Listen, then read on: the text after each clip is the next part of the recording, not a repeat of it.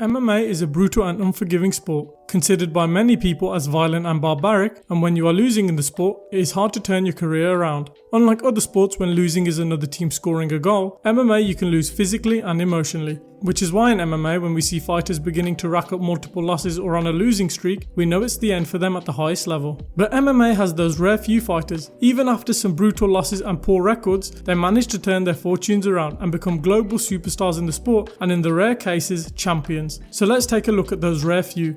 This is the Fight franchise and the top 10 MMA career comebacks. Number 10. Jorge Masvidal. Jorge Gamebred Masvidal is the sign and inspiration to any fighter that one single year can turn your life around, which is what Masvidal managed in the year of 2019. But before this legendary year and his rise to superstardom in the sport, his career was looking like it was on the decline. A veteran of the sport whose career started to take off in Strikeforce before they were bought out by the UFC, Masvidal would be unfortunate, stringing 1 or 2 wins together, always losing a decision right after. From the point he joined the UFC all the way to the end of 2017, Masvidal secured 9 wins and 6 losses. Not a particularly great career, and if he was a much more boring fighter, would probably see him cut from the UFC. 2017 would be a rough year for Masvidal, who on a 3-fight win streak would face Damian Maia in a title eliminator, only to be bested by the Brazilian in a split decision. And 6 months later, he would lose at MSG versus Stephen Wonderboy Thompson, and it was looking like he was done with MMA. Jorge would take a 1.5 year break from the sport and have the comeback of a lifetime. Returning in London to headline a fight night card, he would secure one of the knockouts of the year, beating new superstar and former title contender Darren Till, and he would cause more chaos backstage, punching up future champion Leon Edwards. He would come back to face the new popular guy in the sport, Ben Askren, who was traded to the UFC for Mighty Mouse, only for Masvidal to secure arguably the greatest KO in MMA history, knocking out Askren in 5 seconds with a flying knee, and then beating arguably the biggest star in the sport behind Conor McGregor, Nate Diaz, in a 3-round beating where he secured the doctor stoppage win, headlining MSG, which was at the same arena 2 years prior. He lost to Wonderboy. What a turnaround. Yes, his career after this would be 4 straight losses, but to go from a guy who had 9 wins, 6 losses to becoming one of the biggest names in the sport, making millions and setting him and his family up for life, this is definitely a career comeback and one the likes many fighters would love to have. Number 9.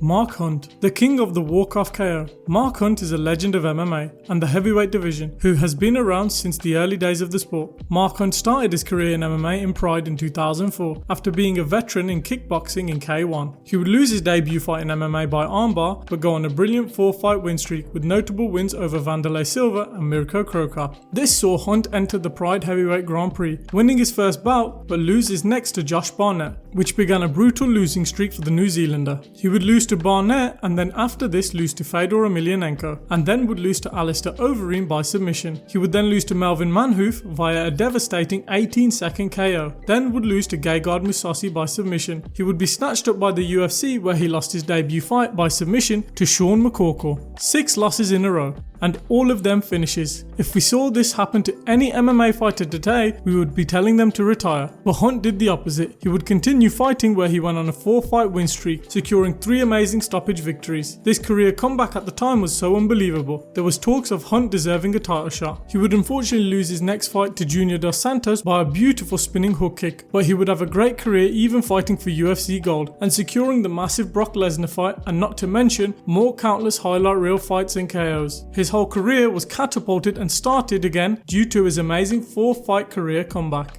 Number 8.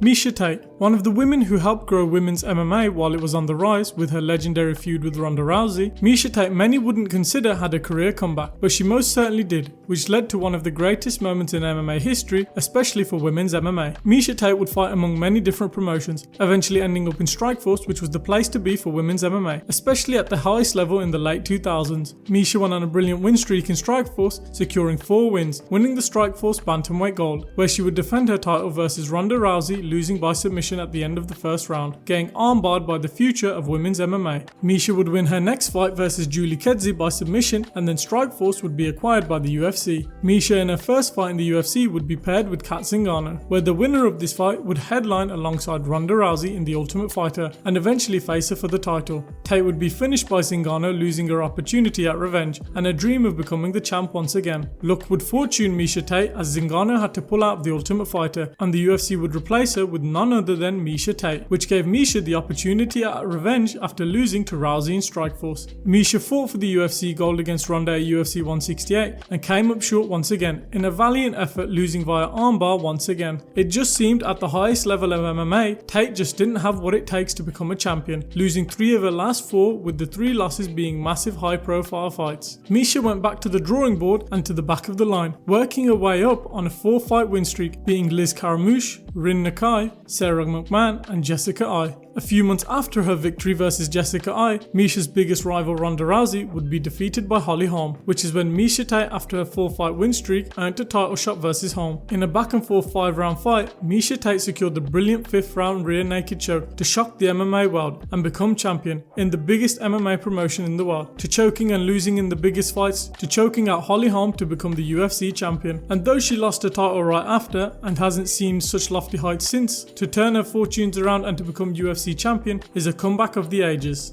Number 7. Nick Diaz, one of the biggest legends in MMA history, a lot like others on this list, has had a roller coaster of a career of ups and downs in and out of the fight game. Nick Diaz was fighting in MMA in 2001 and by 2003 found himself in the UFC, where he won his first 2 fights, his debut versus Jeremy Jackson securing the submission win, and then after KOing Robbie Lawler in a now famous and legendary bout. He would lose his next bout to Cara Parisian, but would come back in his next 2 fights securing 2 wins. But it was after this Lady Luck would not be on Diaz's side, losing 3 straight decisions versus Diego Sanchez, Joe Riggs and Sean Shea. He would win his next 3 but leave the UFC after beating Gleison Tibau. He would go to Pride and come back and beat Takanori Gomi, but in typical Diaz fashion, the fight was turned into a no contest as Diaz tested positive for marijuana in his system. He would win his next fight, taking his skills to Elite XC, but lose straight after against KJ Noons via doctor stoppage. At this point in his career, he was 15-7 and out of the biggest promotion in the world, which was the UFC. Diaz could have well become a journeyman from here, fighting for up and coming and lesser promotions, but he would go on a legendary streak, turning his career around and becoming a superstar outside of the UFC. Diaz would go on an 11-fight win streak across Dream, Elite XC, Strikeforce and the UFC. He would become the inaugural Strikeforce welterweight champion, putting on legendary fights and performances, and became a superstar in MMA. Across his 11-fight win streak, he secured 9 stoppage victories, showing how much his game had improved from his time in the UFC. Many hardcore MMA fans saw Nick Diaz as the guy to end the streak of GSP in the UFC, and though his second stint in the UFC was 1 win, 3 losses and 1 no contest versus Anderson Silva, Diaz did something very few have been able to do. Not only did he have a legendary career comeback, he also did it outside of the UFC and became a superstar while doing it, a legendary fighter and a truly legendary career comeback.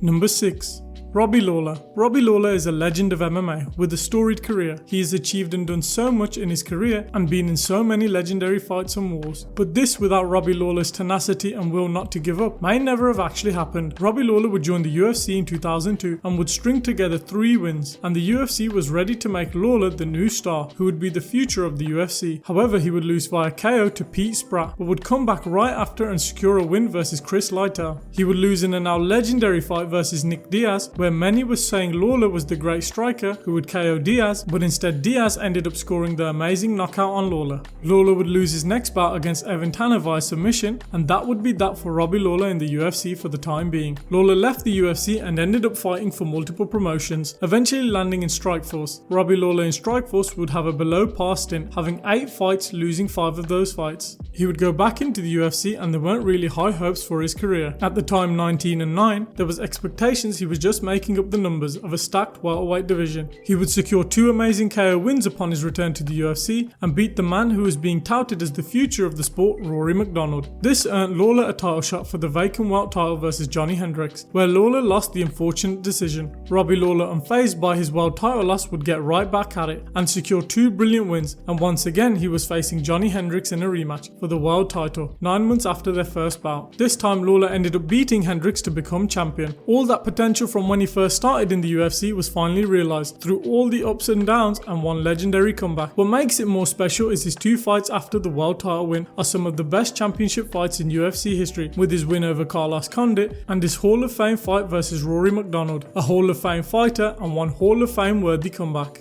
Number 5. Jan Blachowicz. The legendary Polish fighter has had an amazing career in MMA, which at one point was looking like it was all over at the highest level. Jan began his career in Poland and started fighting in KSW, becoming a true force in the promotion, winning multiple light heavyweight tournaments, becoming KSW champion. He would over 5 years have a brilliant career in KSW and would be picked up by the UFC and sign and have his debut fight in 2014, where he would win via TKO against Ilia Latifi. With his brilliant streak in KSW and his win in his debut fight in the UFC, it was looking like the start of a potentially brilliant career in the UFC. However, Jan would lose his next 2 fights against Jimmy Manuwa and Corey Anderson. He would win his next fight, but then after this lose 2 fights against Alexander Gustafsson and Patrick Cummins. From the streak in KSW and winning his debut fight to having 1 win and 4 losses in his last 5 fights. It seemed all that raw potential Jan had was never truly going to be unlocked, and 1 more loss in the UFC, they were ready to cut him. Jan would have a brilliant comeback victory submitting Devin Clark and going on a 4-fight win streak, but would hit another bump in the road getting KO'd by Thiago Santos. But like a famous song from Chumbawamba, Jan gets knocked down but gets back up again, winning his next fight against Luke Rockhold with a vicious KO and beat Jacare Souza. He would then KO Corey Anderson in brilliant fashion, which pushed him back up the rankings towards the title picture. With John Jones out of the title picture and vacating his belt, Jan Blachowicz would face Dominic Reyes for the vacant title. He would destroy Reyes on the feet with powerful striking, eventually securing the 2nd round KO to become a UFC champion. From almost cut from the UFC to light heavyweight champion, and even having a speed bump in his comeback with his loss to Santos, Jan didn't care. He was undeterred with his goal of becoming UFC champion, and what made it even better was the fight after becoming champion, he would take the undefeated streak of Israel Adesanya at UFC 259. There was no stopping Polish power on its way to the top. Number 4. Matt Serra. If there is one fighter on this list who deserves a spot, it is definitely the man who won the Ultimate Fighter The Comeback. Matt Serra began in MMA in the end of the 90s while competing in Jiu-Jitsu and having 2 fights in Vale Tudo. Serra would join the UFC and would lose his debut fight versus Shoni Carter by KO. He would win 2 more fights and then lose to one of the most legendary MMA fighters of all time, BJ Penn, and then Serra would lose to soon to become close friend Din Thomas. History would repeat itself and Serra would win 2 fights only to lose his next fight to Kara Parisian. His record in the UFC at this point was 4 wins and 4 losses, which was an average career, and if you told people this man could become champion one day, they would probably call you insane. But the UFC at the time had an idea for Serra and all the struggling up and coming fighters who had yet to become champs. The UFC would make them compete on the Ultimate Fighter, with the winner receiving a world title shot against George St. Pierre, who was on an amazing streak and just became champion. Serra would compete on the Ultimate Fighter and go on an amazing run, winning the tournament, even avenging his debut loss in the UFC to Shoni Carter. This was an amazing comeback, as for Serra to beat all the UFC contenders to earn a title shot was an amazing achievement, but there was no way that Serra would be able to beat one of the best fighters of that time who was on his amazing streak and just became a champion. The 2 faced at UFC 69 and Serra did the impossible, causing one of the biggest upsets in UFC history, beating GSP, KOing him and becoming the first fighter to win TUF and the UFC title. From a 4-4 record in the UFC to winning TUF The Comeback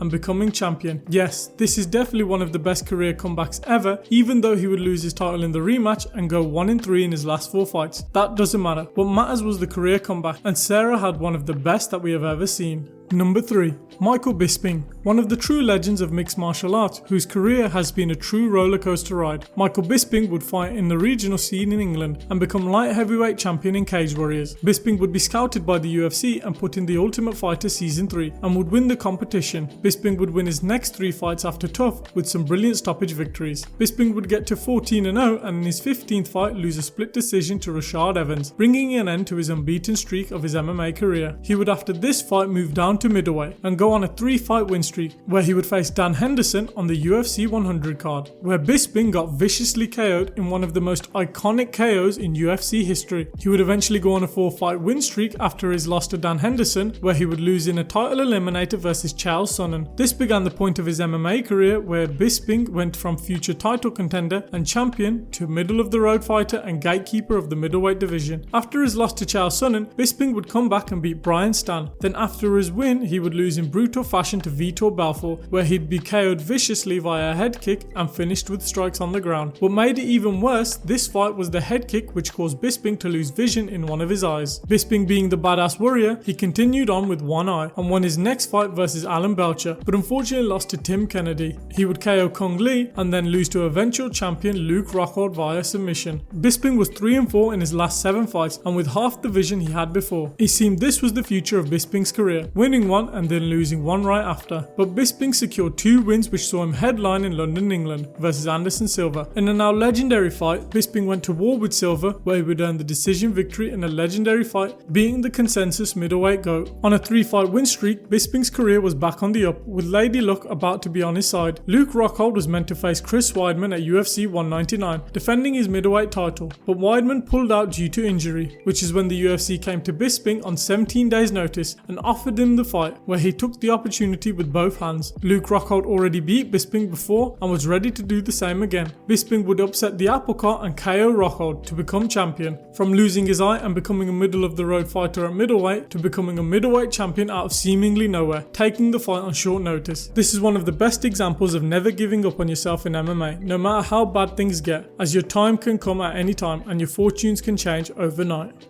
Number 2.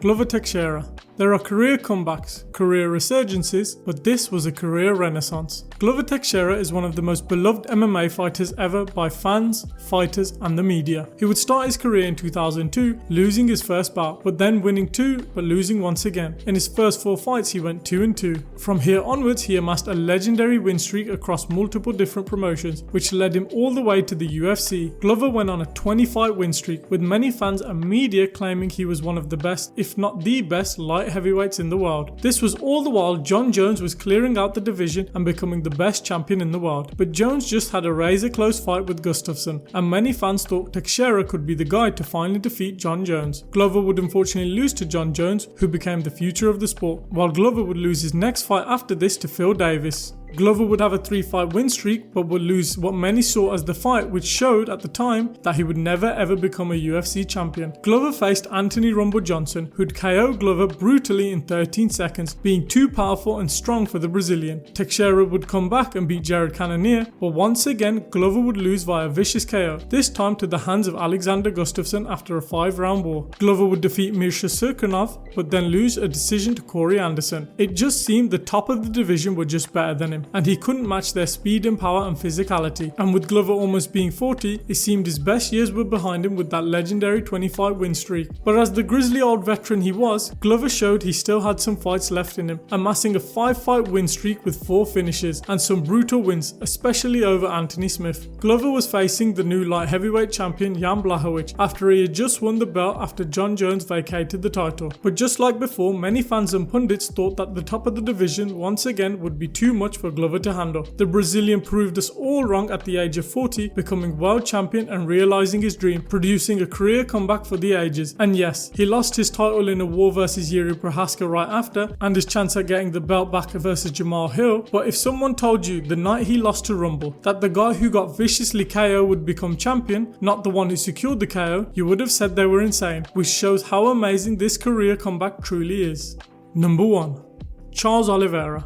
Many of the other guys on this list have had amazing comebacks and changed the course of their career, but no one has had close to the career comeback that Charles Oliveira has had. Charles Oliveira would start MMA at a young age in Brazil and go on a tear, where he went 12-0 and be snatched up by the UFC. He would secure 2 brilliant submission wins in his first 2 UFC fights and would face the always game and tough Jim Miller, and would unfortunately lose via knee bar, which would be the first loss of his MMA career. He would lose his next fight, but it would be overturned by a no contest and then be KO'd by Cowboy Cerrone. He would win 2 via submission once again and lose 2 more versus Cub Swanson and Frankie Edgar. He would follow this up with 4 wins, 3 coming by submission, but then lose to the legendary Max Holloway, suffering an injury to his esophagus. He would win his next fight versus Miles Jury, but then be submitted by Anthony Pettis and Ricardo Lamas. He would return to lightweight after missing featherweight on a few occasions and win versus Will Brooks, but then be KO'd by Paul Felder. At this point in Charles' career, he had 19 UFC fights, winning 10, losing 8 28 with 1 no contest. He was fun to watch, so the UFC had no reason to cut him, and he could easily make up the numbers in the lightweight division. Many people criticized him for how easily he gives up and quits on himself, and even though he was fighting in the biggest promotion in the world with the best of the best, people would have considered him a journeyman of the UFC, which is why what happened next makes this the best career comeback of all time. He would go on a legendary win streak after the Paul Felder loss, going on an 11-fight win streak, finishing everyone he faced in the octagon during this streak up until Tony Ferguson, dominating El Kukui in a 3-round decision victory. He would face Michael Chandler for the vacant lightweight belt after Khabib retired. He would KO Chandler to become lightweight champ. He would submit Dustin Poirier and then submitted Justin Gaethje. He would lose his next fight to Islam Makhachev and lose his title, but would come back 8 months later and KO and finish Beneil Dariush. From going from a record of 10 wins,